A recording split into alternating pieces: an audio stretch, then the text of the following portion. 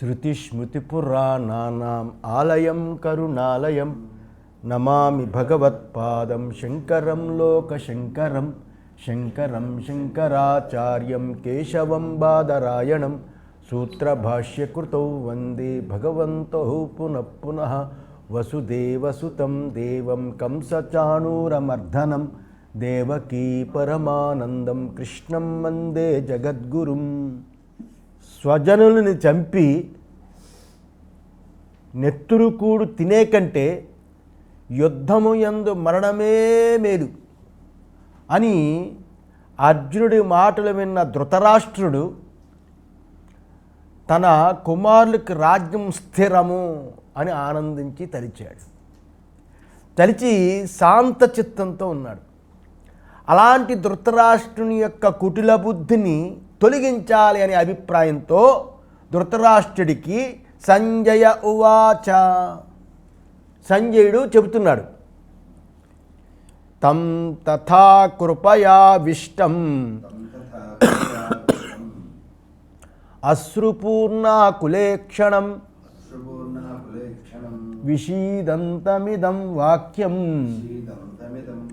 ఉవాచ మధుసూదన. తం తథా కృపయావిష్టం అశ్రుపూర్ణాకులేక్షణం విషీదంతమిదం వాక్యం ఉవాచ మధుసూదన. పైన తెలిపినట్లుగా అర్జునుడు స్వజనులందరినీ చూచి కరుణార్ధ హృదయుడైపోయాడు. కంటి తడిపెట్టి కలత చెందిన చూపులతో దుఃఖిస్తున్న అర్జునుడిని చూసి శ్రీకృష్ణుడు ఇలా అన్నాడు. శ్రీకృష్ణుడు చెప్పబోతున్నాడు, సంజయుడు చెప్పాడు కదా, శ్రీకృష్ణుడు ధృతరాష్ట్రుడు చెప్తున్నాడు అన్నమాట. అర్జునుడు రణరంగంలో శత్రు భయంకరుడు, ఆపన్నుల యందు కరుణార్ధ హృదయుడు అర్జునుడు.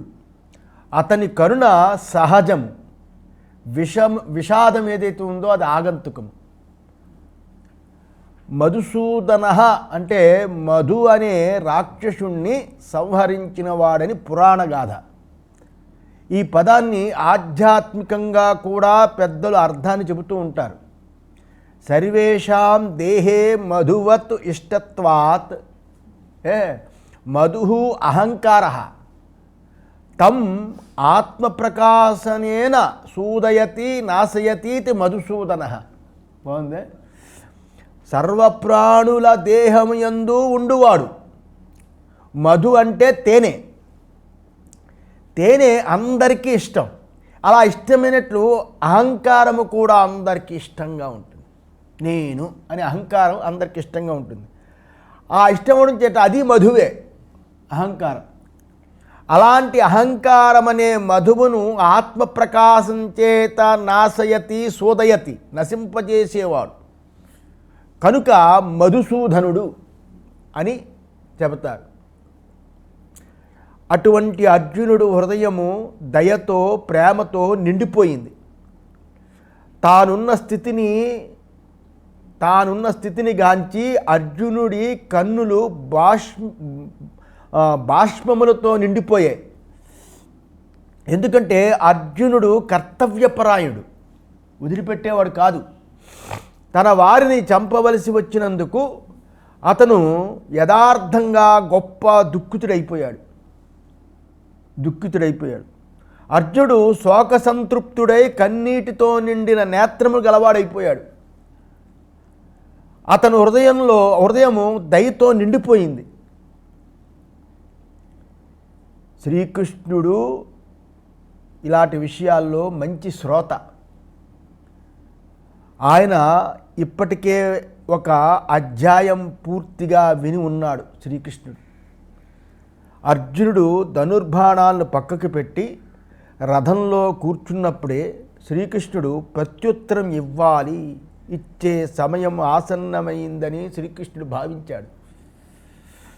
అలాంటి అర్జునుడు చూసి శ్రీకృష్ణ భగవానుడు చెబుతున్నాడు, శ్రీ భగవానువాచ.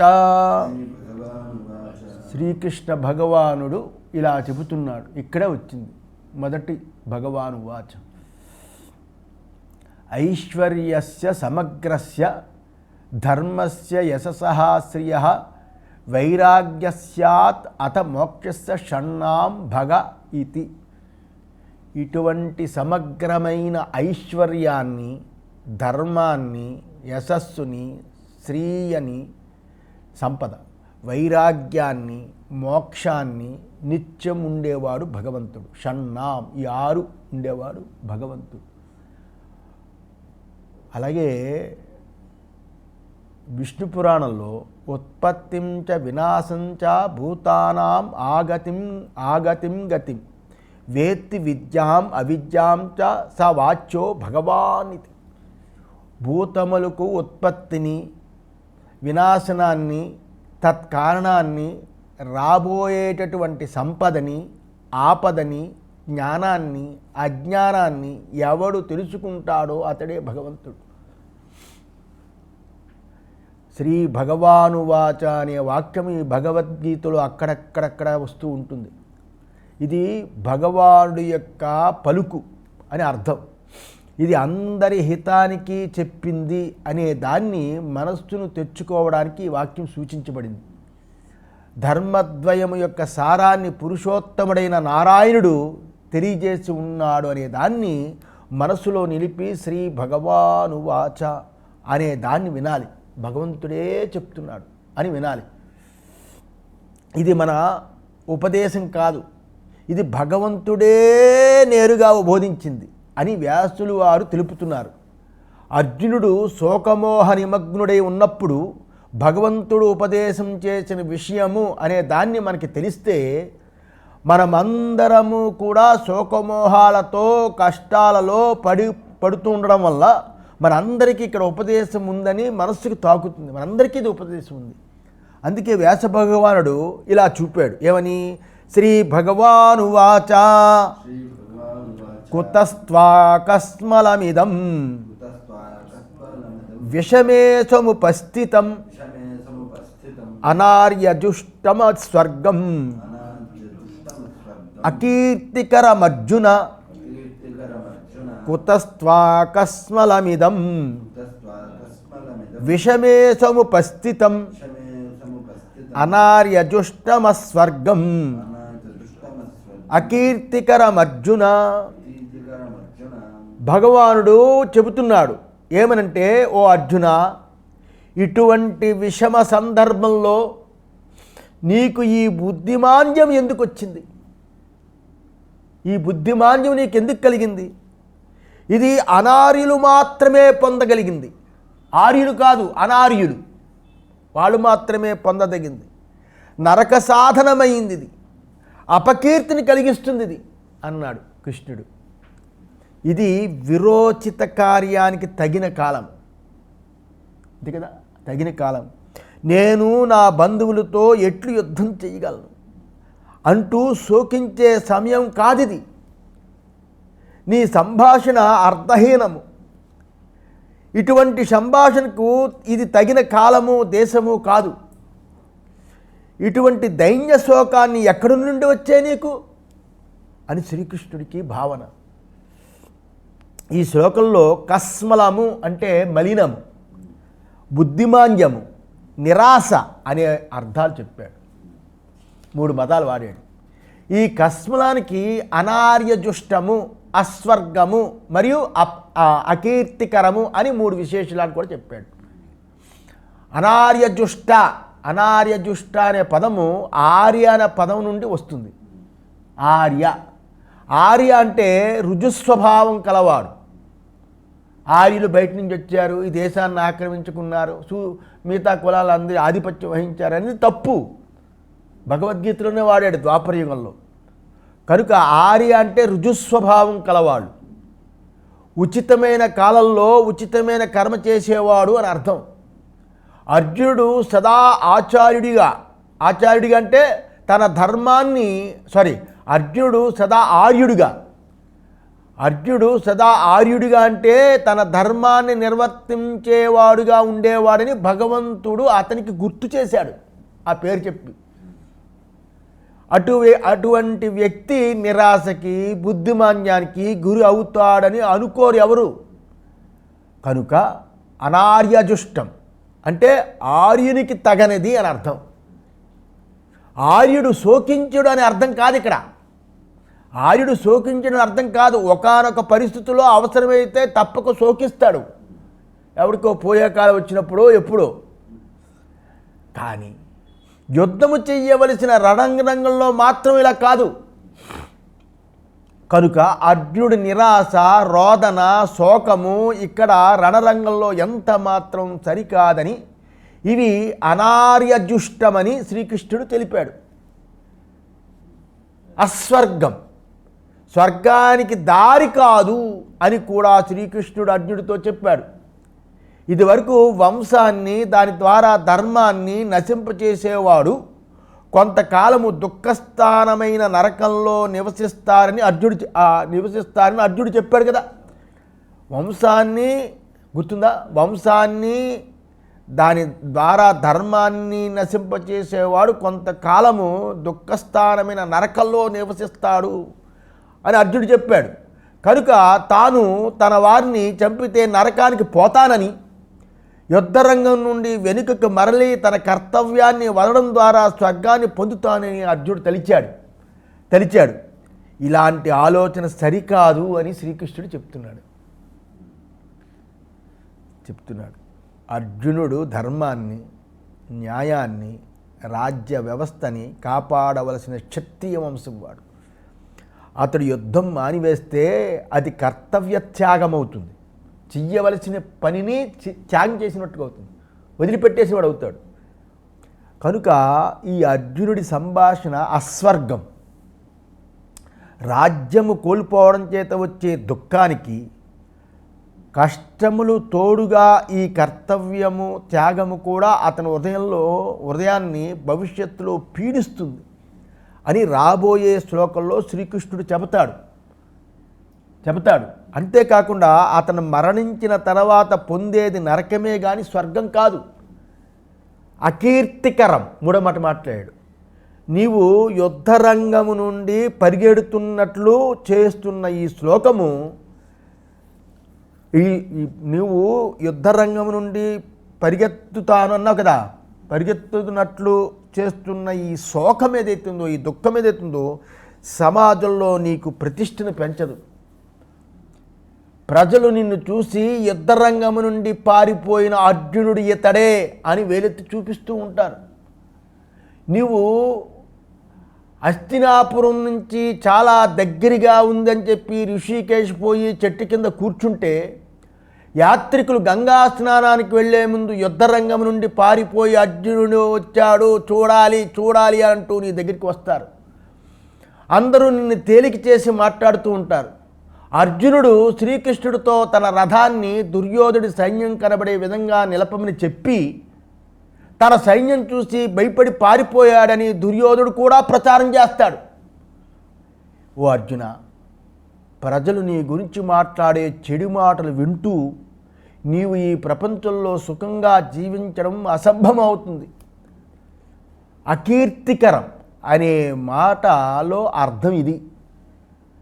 కనుక అర్జున, నీ పేరు, ప్రఖ్యాతి, విశ్వసనీయత ఇత్యాది సర్వము నశించిపోతాయి అని కృష్ణుడు అర్జునుడికి చెప్పాడు. ప్రఖ్యాతిని వృద్ధి చేసేది కీర్తికరం అనబడుతుంది, ప్రఖ్యాతిని చెడగొట్టేది అకీర్తికరం. కనుక నీ దుఃఖము అకీర్తికరం. రాబోయే దుష్పరిణామాలు ఏవైతే ఉంటాయో, రాబోయే దుష్పరిమాణాలకి నీ దుఃఖమే బీజమైపోతుంది అని నా భావన అని కృష్ణుడు అంటున్నాడు. అర్జునుడు అప్పటికే ధనుర్బాణాలన్నీ వదిలి అలా కూర్చునిపోయాడు. అందువల్ల శ్రీకృష్ణుడు అతని ఆలోచన భ్రాంతి మూలమని లేచి నిలబడి తన కర్తవ్యాన్ని నెరవేర్చాలని అర్జునుడికి బోధించాడు. ఏమని? 3వ శ్లోకం. క్లైబ్యం మాస్మగమ పార్థ నైతత్వయుపపద్యతే క్షుద్రం హృదయ దౌర్బల్యం త్యక్త్వా తిష్ట పరంతప క్లైబ్యం మాస్మగమ పార్థ నైతత్వయుపపద్యతే క్షుద్రం హృదయ దౌర్బల్యం త్యక్త్వా తిష్ట పరంతప.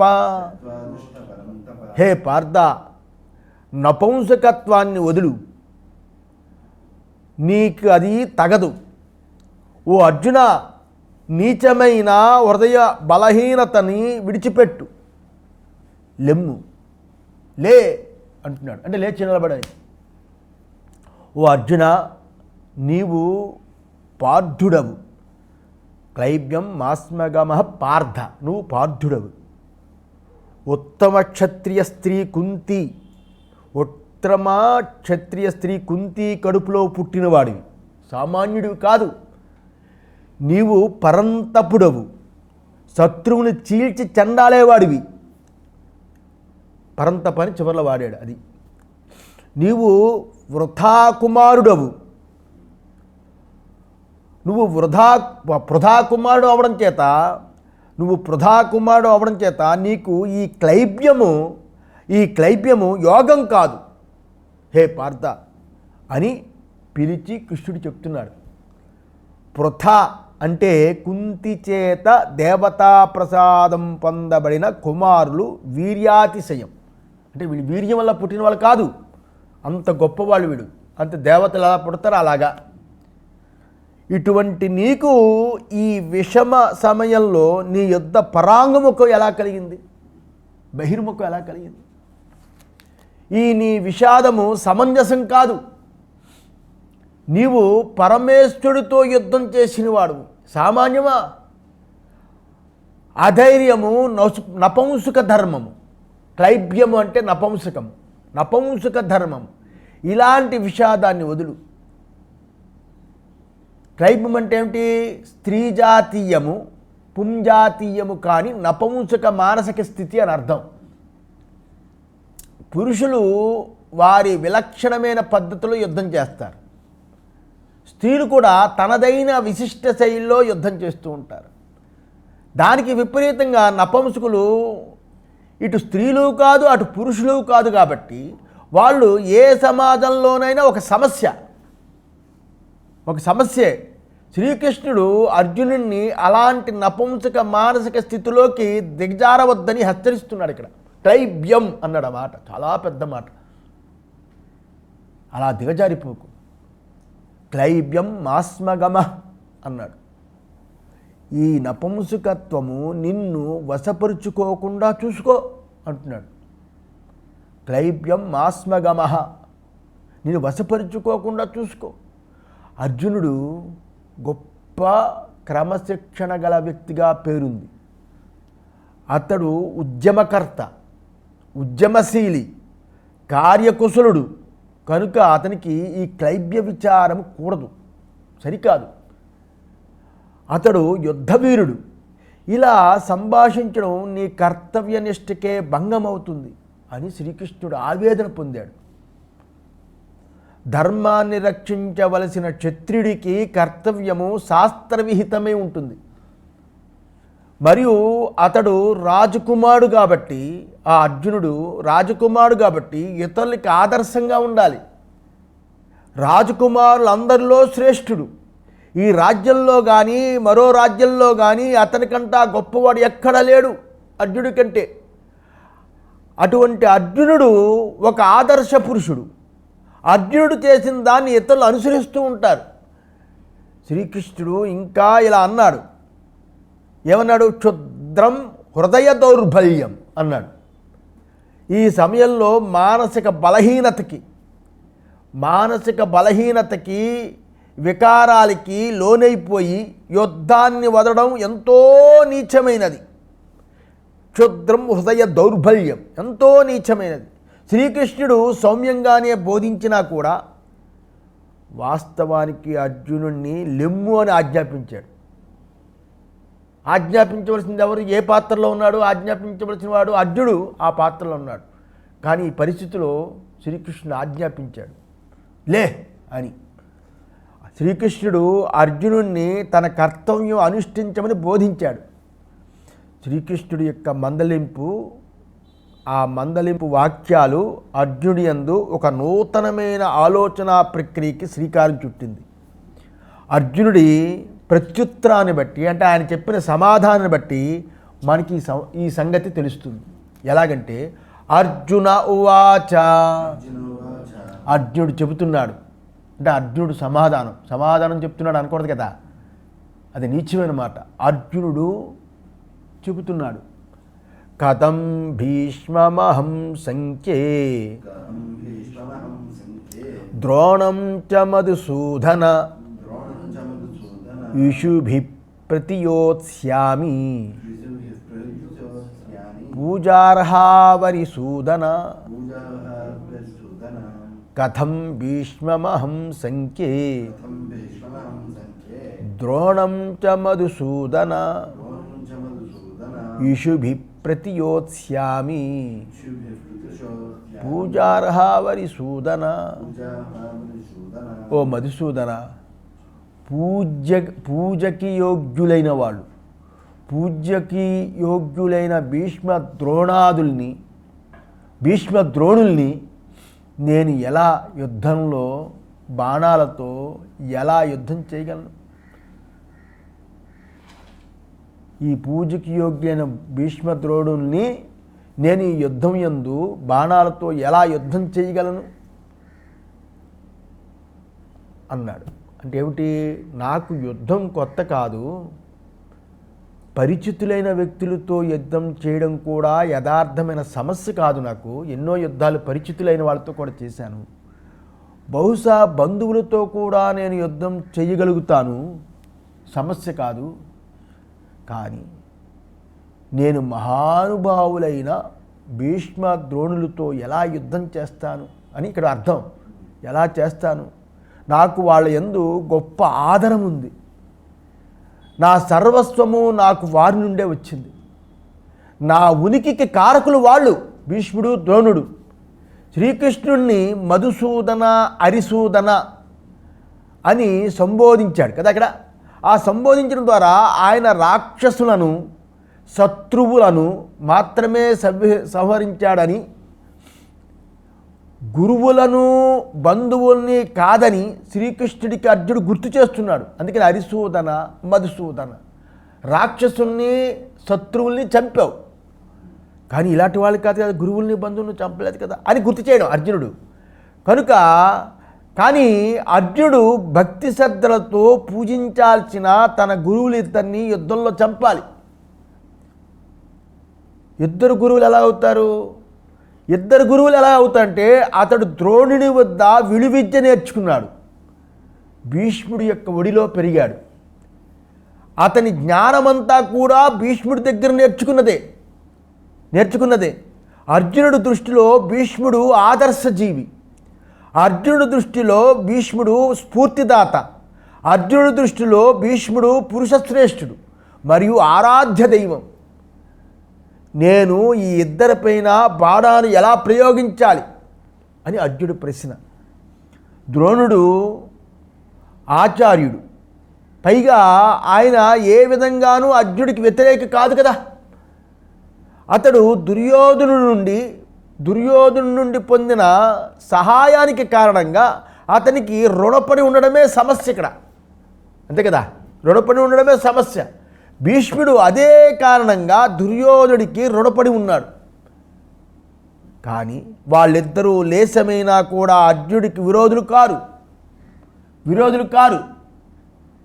మరియు తైత్రీయక శృతి, యావతీర్వై దేవతా సా సర్వా వేదవిధి బ్రాహ్మణేవ సంతి తస్మాత్ బ్రాహ్మణేభ్యో వేదవిద్భ్యో దివే నమస్కుర్యాత్ నా శ్లీలం కీర్తయేత్ కదా. ఇక్కడ ఎందరు దేవతలు ఉంటారో వాళ్ళందరూ వేదవేత్తలైన బ్రాహ్మణు యందు నివసిస్తారు అని అర్థం. ఎందరు దేవతలు ఉంటారో వాళ్ళందరూ వేదవేత్తలైన బ్రాహ్మణుల యందు నివసిస్తారు. అందువల్ల వేదవేత్తలైన బ్రాహ్మణులకు ప్రతిదినము నమస్కరించాలి.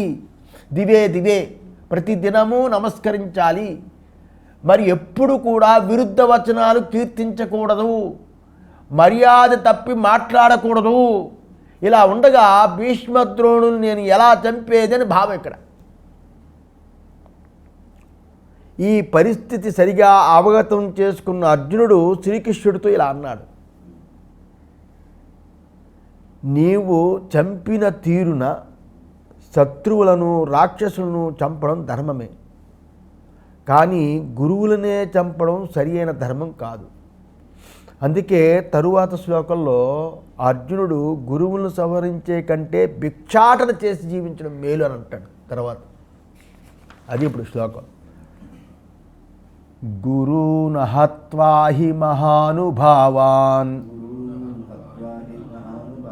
శ్రేయో భోక్తుం భైక్ష్యమపీహ లోకే హత్వార్ధకామాస్తు గురూని హైవ భుంజీయ భోగాన్ రుధిర ప్రదిగ్ధాన్ గురూన్ హత్వా హి మహానుభావాన్ శ్రేయో భోక్తుం భైక్ష్యమపీహ లోకే హత్వార్ధకామాస్తు గురూని హైవ భుంజీయ భోగాన్ రుధిర ప్రదిగ్ధాన్.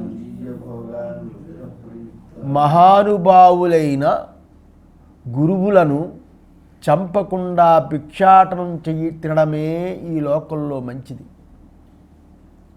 అయితే ప్రయోజనాపేక్షకులైన ఈ గురువులను చంపితే వారి రక్తంతో తడిసిన భోగాలను ఈ లోకమందు మాత్రం ఎలా అనుభవించగలను, వాళ్ళ రక్తంతో తడిసిన ఈ భోగాల్ని ఈ లోకంలో మాత్రం ఎలా అనుభవించగలను అని అర్థం.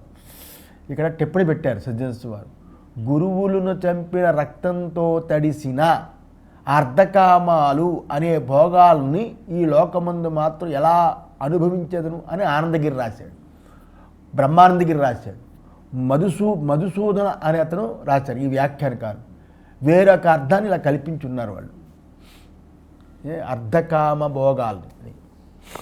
అర్జునుడు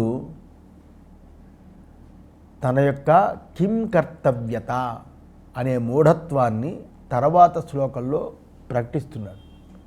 ఎందుకంటే ఏ యుధ్యంతే ప్రధనేషు శూరాసో ఏ తనూత్యజ అని శృతి వల్ల అంటే ఏంటి, ఎవడు యుద్ధం చేస్తాడో, యుద్ధంలో సూర్యులై ఎవరు శరీరాన్ని వదిలేస్తారో అని శృతి ఉంది.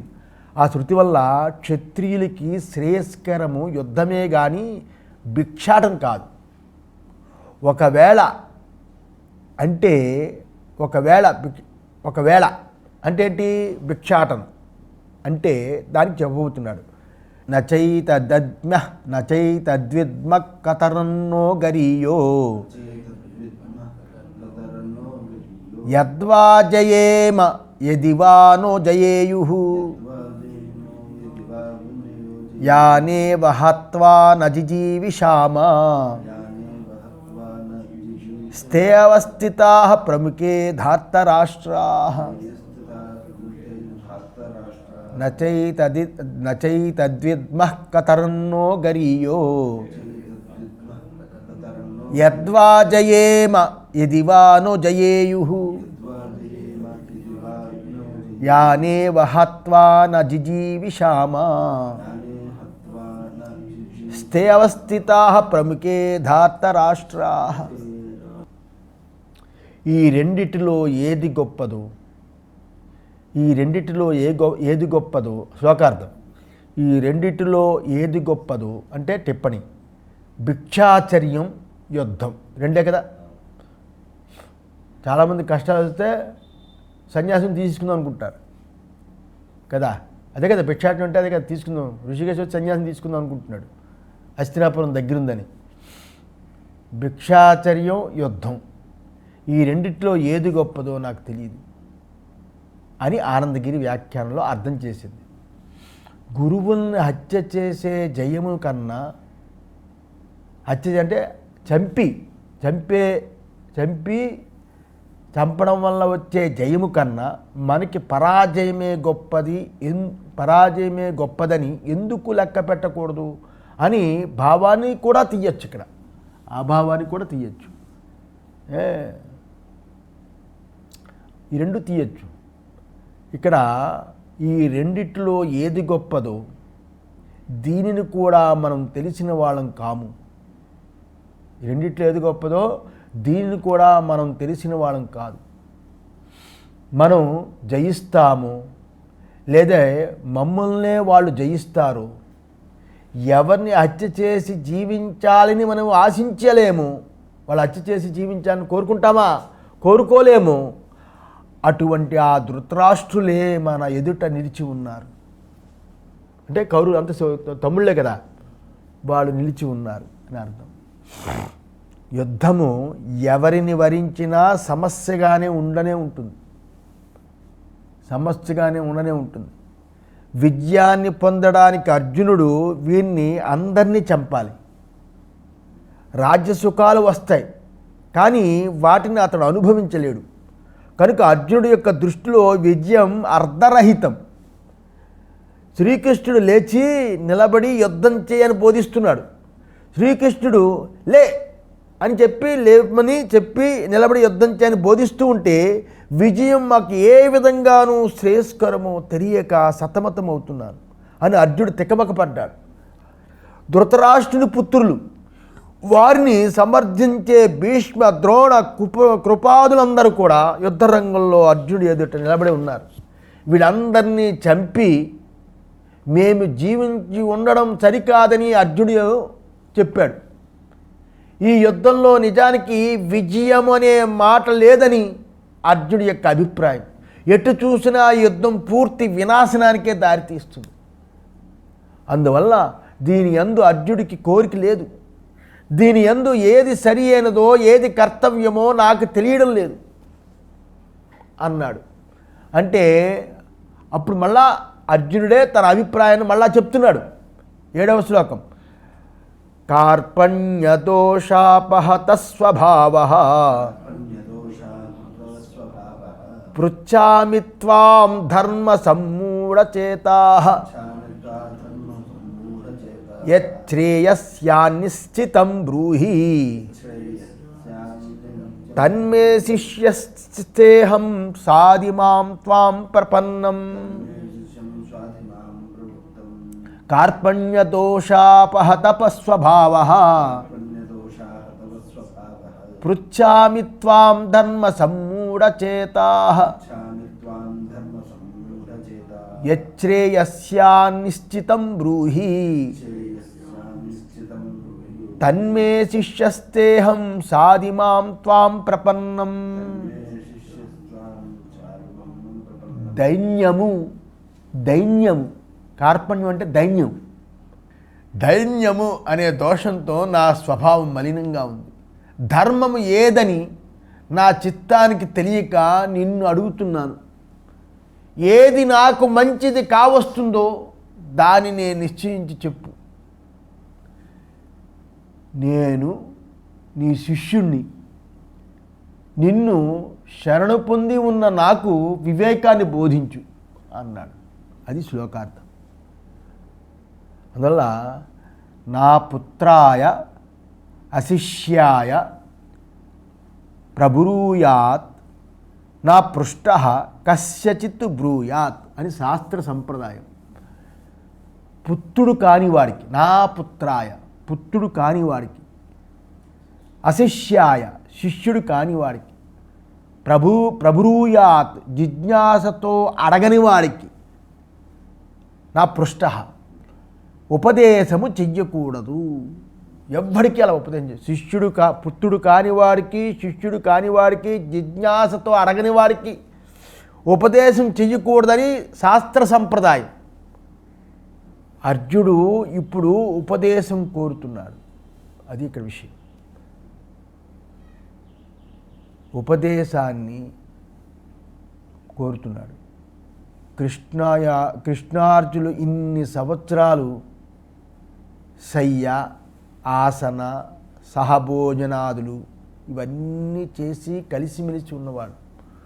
ఒకే దగ్గర పడుకోవడం, చక్కగా పక్కనే కూర్చుని ఆసనం వేసి ఏంట్రా అని అనుకుని మాట్లాడటం, సహపంక్తి భోజనము, ఇలాంటివన్నీ కలిసిమెలిసి చేసి ఉన్నారు కృష్ణార్జునుడు. అర్జునుడు ఎన్నో యుద్ధాలు చేశాడు, ఎందన్నో రాజులను జయించాడు. ఆ సమయంలో అతనికి ఎదుటుగా దైన్యం కలగలేదు. నాకేది ధర్మము ఏది అధర్మము అని అర్జునుడు ప్రాధేయపడి కృష్ణుని ఎప్పుడూ అడగలేదు. కానీ ఇప్పుడు సమయము కాని సమయంలో అర్జునుడికి మనసులో దైన్యం కలిగింది, వివేకం లోపించింది. ఉపదేశ అర్హత కావాలి అంటే శిష్యత్వం అవసరం. అందుకే శిష్యస్తేహం, నేను నీకు శిష్యుడను, శరణు పొందాను, నన్ను శాసించు అని అర్జునుడు శ్రీకృష్ణ పరమాత్మని వేడుకున్నాడు. ఇది ఉపనిషత్ సిద్ధాంతమైన గురు శిష్య సంప్రదాయాన్ని సూచిస్తుంది. ఇది మన భారతీయ సనాతన సంప్రదాయం. గురు శిష్య సంప్రదాయమే సంప్రదాయం. తద్విజ్ఞానార్థం సా గురుమేవాభిగచ్చేత్ సమిత్పాణి శ్రోత్రియం బ్రహ్మనిష్టం అని. సమిత్పాణులు పట్టుకొని, రెండు చేతులతోటి సమిత్తులు పట్టుకొని గురువు దగ్గరికి వెళ్ళాడు అని. దేనికోసం? జ్ఞానం కోసం అని ముండకం చెప్తుంది. భృగుర్వై వారుణి వరుణం పితరముపసార అదీహి భగవో బ్రహ్మేతి. వరుణిపుత్రుడైన భృగువు తండ్రి అయిన వరుణ్ణి భగవంతుడా బ్రహ్మముని తెలుపమని అడిగాడు అని ఉంది. ఆచార్యవాన్ పురుషోవేద్, ఆచార్యవంతుడైన పురుషుడే తెలుసుకుంటాడు. సోహం భగవా శోచామి తం మా భగవాన్ శోకస్య పారం తారయతు. భగవంతుడా, అటువంటి నేను శోకిస్తున్నాను, భగవంతుడు అలాంటి నన్ను శోకము నుండి చివరికి దాటించు అని చాందోగ్యంలో వచ్చింది. ఇలా శ్రీకృష్ణుడు ముందు ముందు శోకాన్ని తొలగించబోతున్నాడు. శ్రీకృష్ణ భగవానుడే సాక్షాత్తు ఆచార్యుడి ఉపదేశం చెయ్యబోతున్నాడు. అందుకే ఇది భగవద్గీత అయింది, అంతేగాని శ్రీకృష్ణ గీత అని అవలేదు, భగవద్గీత అయింది. 8వ శ్లోకం. నహి ప్రపశ్యామి మమాపనుద్యాత్ యచ్చోకముచ్చోషణమింద్రియాణం అవాప్య భూమా వీసపత్రమృద్ధం రాజ్యం సురాణమపి చాధిపత్యం నహి ప్రపశ్యామి మమాపనుద్యాత్ యచ్చోకముచ్చోషణమింద్రియాణం అవాప్య భూమా వేసపత్రమృద్ధం. అంతేనా? వేసపుత్ర కదా. రాజ్యం సురాణమపి చాధిపత్యం. భూలోకంలో ఏ శత్రువులు లేక సంపత్ సమృద్ధముగా ఉన్న ఏ శత్రువులు ఈ భూలోకంలో లేకుండా, సంపత్తంతా సమృద్ధిగా ఉన్న రాజ్యం పొందిన ఏ శత్రువు లేకుండా సంపత్తు సమృద్ధిగా ఉన్న రాజ్యాన్ని పొందిన, లేదా దేవతలపైన కూడా అధికారాన్ని పొందినా కూడా ఇంద్రియాల్ని బాధ పెట్టుతున్న నా ఈ శోకాన్ని పోగొట్టేటటువంటిది ఏదియో అర్థం కావడం లేదు నాకు అన్నాడు. ఇవన్నీ పొందినా శత్రువులు లేరు, సంపత్తు సమృద్ధిగా ఉంది రాజ్యం, అలాంటి రాజ్యాన్ని పొందిన, పోనీ దేవతలపైన కూడా అధికారం పొందినా కూడా ఇంద్రియాల్ని బాధపెడుతున్నది. అలాంటి బాధపెడుతున్న నా ఈ శోకాన్ని పోగొట్టేటటువంటిది ఏదియో నాకు అర్థం కావడం లేదు అన్నాడు. అందువల్ల శోకం అంటే దుఃఖము. దుఃఖము తన ఇంద్రియాల్ని శోషింపచేస్తూ ఉంటుంది. అలా శోషింపచేయడం చేత అవి వాటి కార్యాలని నిర్వహింప చేయకుండా ఉన్నాయి అని అర్జునుడు కృష్ణుడికి వివరించాడు. వాటి పని చేయట్లేదు, ఇంద్రియాలు స్తబ్దత బాధ పెట్టేస్తున్నాయి. అతని కాళ్ళు చేతులు స్తంభించాయా అన్నట్లు ఉన్నాయి. ఈ సర్వశక్తి వినాశకరమైన దుఃఖము వాటిలోని శక్తిని పూర్తిగా నశింపచేస్తున్నాయి. ఈ శోకాన్ని నివారించే మార్గం అతనికి ఎక్కడా కనిపించడం లేదు. అర్జునుడు ధర్మానికి బద్ధుడై శ్రీకృష్ణుడి మాటలు శిరసా వహించి యుద్ధం చేయడానికి కావలసిన ధైర్యాన్ని పొందినా కూడా ఈ దుఃఖము తన జీవితంలో ఎప్పటికైనా తొలగిపోతుంది అనే ఆశ కూడా అతనికి లేదు. ఈ దుఃఖము తన స్వరూపంలో అంతర్భాగమని అతను తలిచాడు, అనుకున్నాడు. ఈ దుఃఖము తన జీవితంలో అంతర్భాగమని. అర్జునుడు తనకు తెలిసిన దానికంటే అధికమైన జ్ఞానము చాలా అవసరమని గ్రహించాడు. తనకు తెలిసింది కంటే వేరే జ్ఞానం ఏదో ఉంది తెలుసుకోవాలని గ్రహించాడు. కనుకనే తనకి ఏది శ్రేయస్కరమో బోధించమని భగవంతుడిని అడిగాడు. అంతేకాకుండా అర్జునుడు ఇంతకుముందు ఎప్పుడూ పలకని మాటలు ఒక దాన్ని పలికాడు. అది ఇక్కడ గుర్తుపెట్టుకోవాలి. నేను నీకు శిష్యుడిని. ఇది భారతంలో మొట్టమొదటి వాక్యం శ్రీకృష్ణుని పలికింది. భారతంలో శిష్యస్తేహం అని భగవద్గీతలో పలికాడు. ఎవరైనా వచ్చి నాతో తాను నీ శిష్యుడు అని చెప్పినప్పుడు అతనికి శిష్యుడు కాగల యోగ్యత ఉందా లేదా అన్నది నీవు నిర్ణయించుకోవాలి. ఎవడైనా వచ్చాడనుకోండి, నేను మీ శిష్యుడిని, వాడికి నా శిష్యుడు అవ్వడానికి వాడికి యోగ్యత ఉందా లేదా అని వాడు నిర్ణయించుకోవాలి. గురువు అనేవాడు వచ్చాడు, మనం అవస్థ పడుతున్నాం కదా, నిర్ణయించుకోవాలి. అతనికి నీవు గురువు అవుతావా కావా అన్నది కూడా నీవే నిర్ణయించాలి. నువ్వు వారికి గురువు అవ్వగలవా కాదా అనేది నువ్వే నిర్ణయించుకోవాలి. వాడు శిష్యుడు అవుతాడా, శిష్యుడు వాళ్ళు చెప్పినప్పుడు శిష్యుడు అయ్యే యోగ్యత ఉందా లేదా అనేది నిర్ణయించుకోవాలి. నేను వాడికి గురువు అవ్వగలనా అవ్వలేనా అనేది కూడా వాడే నిర్ణయించుకోవాలి. గురువే నిర్ణయించుకోవాలి, రెండును నిర్ణయించుకోవాలి. కనుక అర్జునుడు ఇలాంటి నిర్ణయాన్ని శ్రీకృష్ణుడికే వదిలిపెట్టేశాడు. ఈ క్షణం వరకు అర్జునుడు తాను శిష్యుడిని శ్రీకృష్ణుడికి ఎక్కడా చెప్పలేదు. అందుచేత శ్రీకృష్ణుడు ఇంతవరకు అతనికి ఏమీ ఉపదేశించలేదు. అర్జునుడి విషయంలో అతని సంస్కృతి, మానసిక స్థితి, అతని పెరిగిన వాతావరణము, ధర్మము యొక్క విలువని అతని జీవితాంతము కట్టుబడి ఉండడము, ధర్మం కోసం అతడు అనుభవించిన అనేక కష్టాలు, దుఃఖాలు ఇవన్నీ కలిసి అతడు తన స్వరూపంలోకి తొంగి చూడడానికి సహకరించాయి. వీటి ప్రభావం చేత అతడు ఇలాగా చెప్పగలిగాడు. ఏమని? స్వర్గలోకాధిపత్యం కూడా నాలో ఈ దుఃఖాన్ని తొలగించలేదని నా నిశ్చిత అభిప్రాయం అన్నాడు. నా దుఃఖాన్ని, స్వర్గాధిపత్యం కూడా నా దుఃఖాన్ని తొలగించలేదని అనే అభిప్రాయం. కనుక శోకమే నాకు ప్రధాన సమస్య. నారదుడు కూడా సనత్ కుమారుణ్ణి ఏమడిగాడు? సోహం భగవశోచామి తమ్మా భగవాన్ శోకస్య పారం తారయతు. చాందోగ్యం 7వ అధ్యాయం. భగవంతుడు అంటే పూజ్యులైన గురువులా అని అర్థం. భగవంతుడా, అటువంటి నేను శోకిస్తున్నాను. భగవంతుడు అటువంటి నన్ను శోకము యొక్క ఆవలు ఒడ్డుకు చేర్చుదురుగాక అని అడిగాడు. అటువంటి ఆ శోకాన్ని తొలగించే ఉపాయం ఒక్కటే ఉందని అతడు సదా పెద్దల దగ్గరికి విన్నాడు. ఎవరు? అర్జునుడు విన్నాడు. అతడు శిష్యుడు కావాలి, దుఃఖము నుండి విడుదల పొందాలి. అందుకే శ్రీకృష్ణుడితో నీ శిష్యుణ్ణి అడగడం కోసం, నీ శిష్యుణ్ణి అవ్వడం కోసం నేను నీకు ఆత్మ సమర్పణ చేసుకుంటున్నాను.